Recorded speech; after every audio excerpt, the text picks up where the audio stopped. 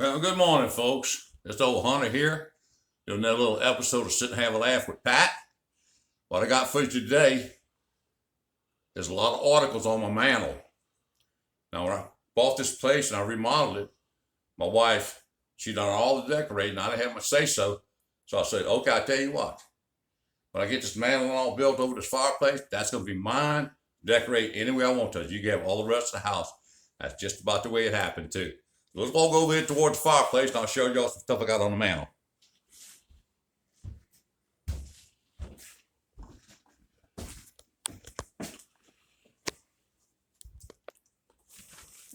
Okay, this right here is a replica of a shrimp boat that my pa-in-law run for his daddy.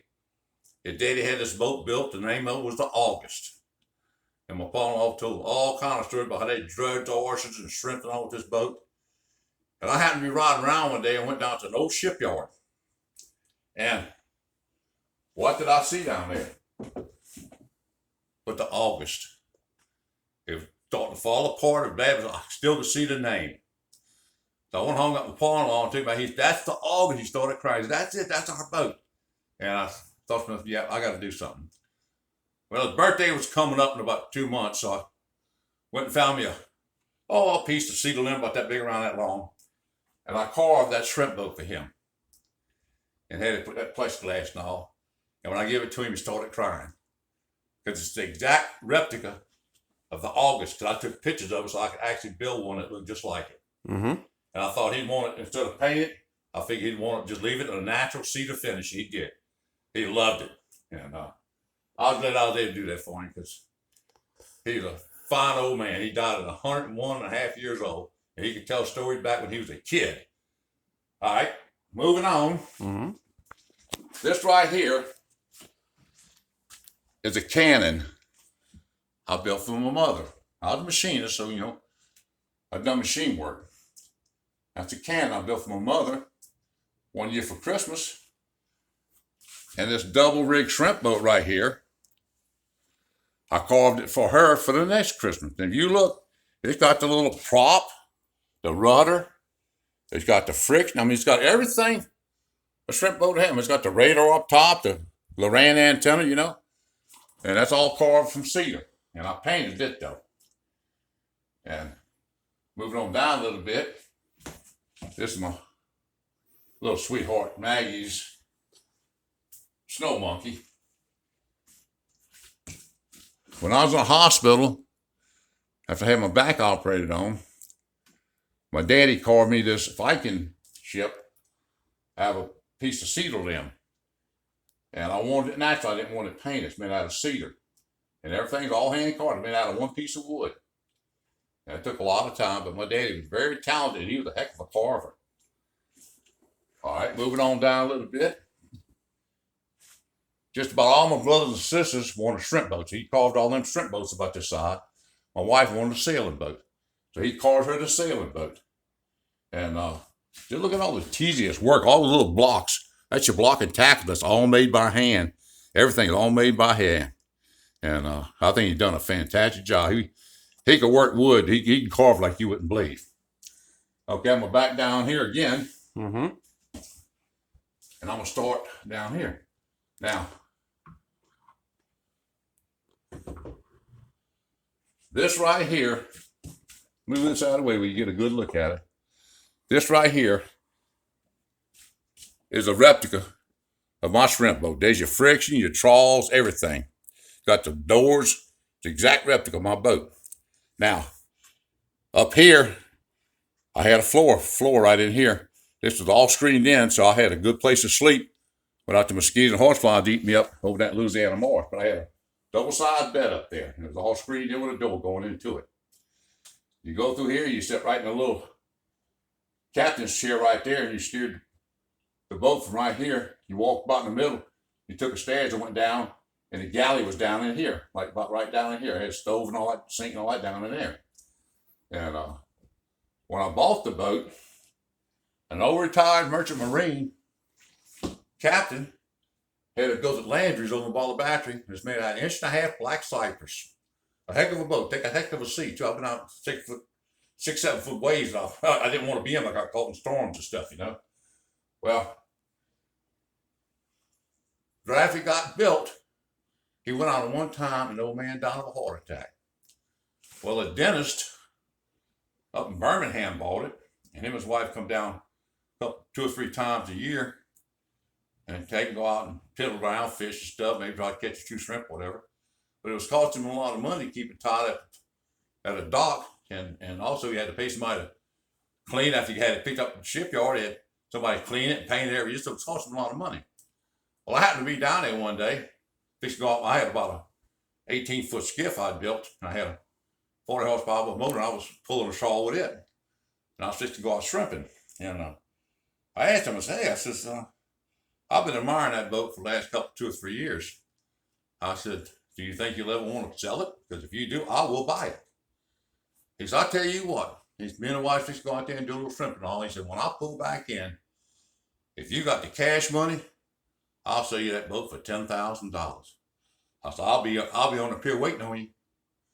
When I got home around what I had, I knew my brother had some pretty good money in the deep freeze. So I called him, he said, yeah. So I run down there and got that rest of the $10,000. And when that dentist pulled into the dock, I handed him $10,000 in cold $100 bills. I don't think he really believed that I was going to be able to do it, because he kind of acted like he wanted to buy it. No, we made a deal. I think he probably wanted a bull for it. Mm-hmm. But he run his mouth on and said, you sell it for 10, so I got it. Now, when I bought it, you see this little half cabin right here? It come all the way up to here. All the way up to here. Had an awning come from here all the way to the front.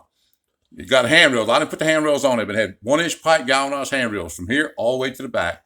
They stood about that high up off the bulkhead. Off the railing there. And I knew I was going to want to go on full-time shrimping. I just used it on a weekend. I knew I was going to go full-time shrimping whenever I retired from Chevron. So me and my brother, we cut that bunk room out of there. It had 4 mahogany bunks and everything. It was beautiful, all stained and everything. And up here in the bottom was your bathroom. It had your toilet and all that stuff up here. Well, we ripped all it out and we cut that off right there. And that's where my ice hole was down there. I could put 2,000 pounds of ice in there. I'd buy 500-pound blocks and I'd put it in a grinder and I'd blow it, a big hose and blow it in there. And I go to that Louisiana March. Sometimes I stay there for 3 or 4 days by myself, sometimes 5 days by myself. I loved it. I lived on that boat a long time, And that's something right there that's still in my blood. I like living up here, don't get me wrong. But I'm fixing to go down to the coast, try to get me some flounders just as soon as I get the weather right. I got my boat up behind my van and everything. And I'm just waiting for the weather to be right. I'll be down there gigging some flounder and fishing for speckled trout and stuff. Because when I moved up here, I've had to buy seafood where I never have in my life. I always caught my own oysters, crabs, shrimp, everything. But many times I wished I still had my boat back. And now, I'm going to show you something right here, too. I'll see if my son can maybe... I can get in. Just hold it still. And do the writing. Okay. Read the writing. Start talking about it and I'll pan it. One time at Christmas, we used to always meet at my mother's every year, Christmas. No, I'm sorry, the day before Christmas. Christmas Eve. She'd open her present to everybody, and we'd have like shrimp spaghetti and stuff and other stuff too for supper. Well, her sister gave her one of the ugliest birds you ever seen in your life. I don't think it ever was a macaw look like that, but we all got to laugh and everything about it all. They coming up with things that could be used for, like a bottle opener, hit somebody in the head with it all. It was funny. And my little nephew, he says, I'm going to come up with something. So he come up with the 10 Commandments of the bird. And he asked my wife if she would embroidery all this. It's all hand embroidery. Counted cross stitch. Counted cross stitch. And she agreed to do it. It took her a while to do it. And that's how we wound up with this right here. The bird wanted disappearing. Because every year at Christmas, we give it to another family member. And you had to display it out in the open and all this stuff. So I don't really know what happened to the bird, but we got this back. Yeah, we managed to save that. We managed to save this. And it went through every male member of the family. Oh, yeah.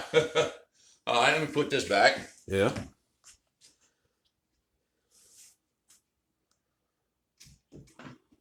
So yeah, watch out there. It's hard to get it up there just right.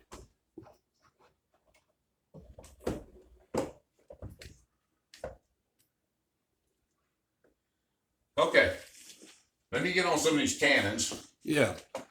This one I built right here, I made for my son.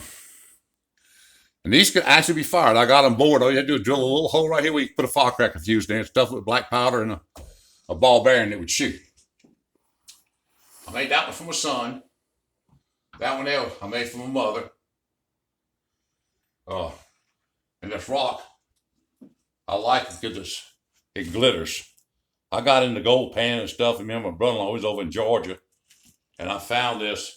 It almost looks like it's got gold in it. It does. It really does. It It's really pretty. shines. It's pretty. Okay.